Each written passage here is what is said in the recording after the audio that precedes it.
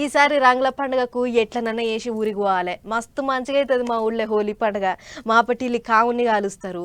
పొద్దుగాల లేచి ఊరంతా రంగులు రుద్దుకుంటారు. ఆటలు పాటలు మస్తు ధూమ్ధామ్ నడుస్తుంది. రంగులు రుద్దుకోనికే పొట్టు పోటీ పడుతుంటారు పబ్లిక్.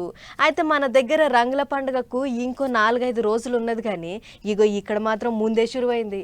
అన్ని దిక్కులనేమో గాని ఇగో శ్రీకృష్ణుడు కొలువైన మధుర నగరంలో హోలీ పండుగ వారం దినాల ముందే శురువైంది.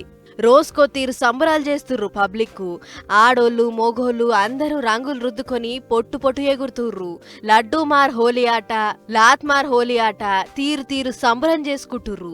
ఆగో ఆడోళ్ళంతా పెద్ద తుంటలు చేతిలో పట్టుకొని మోగోళ్ళ మీదకి లొల్లికి పోతారట.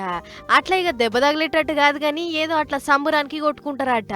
ఓ వెనకటి సంధి వస్తున్న ఆచారం అట గిది. అగ చూడుర్రి, ఉష్కేస్తే రాలేదు గంతమంది పబ్లిక్ రోడ్ల మీదకి వచ్చి రంగులల్లో మునిగిపోయిర్రు. గీ మధుర నగరంలో శ్రీకృష్ణాష్టమి తర్వాత పెద్ద పండుగ హోలీ పండుగనేనట. అందుకే మస్తు ఘనంగా చేసుకుంటుర్రు. ఇక ఇది ఇట్లుంటే అయోధ్యలో కూడా హోలీ పండుగ సంబరాలు జోరుగా నడుస్తున్నాయి. అయోధ్య రామ మందిరం పెద్దయ్య గారు అప్పట్లో బాబ్రీ మసీద్ కొరకు కోట్ల కొట్లాడిన ముస్లిం పెద్ద మనిషి ఇద్దరూ కలిసి హోలీ ఆడిర్రు. అటు కాశీ విశ్వనాథుని కొరకు మధుర జైల్లో ఉన్న ఖైదీలు రంగులు తయారు చేస్తున్నారట. ఖైదీల చేత్తోని తయారైన రంగులను హోలీ పండుగ నాడు కాశీల శివయ్యకు రుద్దుతారట. చేసిన పాపాలు అట్లనన్న పోతేననుకుంటుర్రట ఖైదీలు. గిట్ల మన దిక్కు హోలీ పండుగ అంటే ఒకటే నాడ అవుతుంది గాని ఉత్తర భారతం అంతా వారం దినాల ముందే శురువైంది. ఊర్ల పొంటి ఎటు చూసినా రంగులు తయారు చేసుడు, రంగులు రుద్దుకునుడు ఒక సంబరం కాదు పోర్రి. మస్తు జోరుగా అవుతుంది రంగుల పండుగ.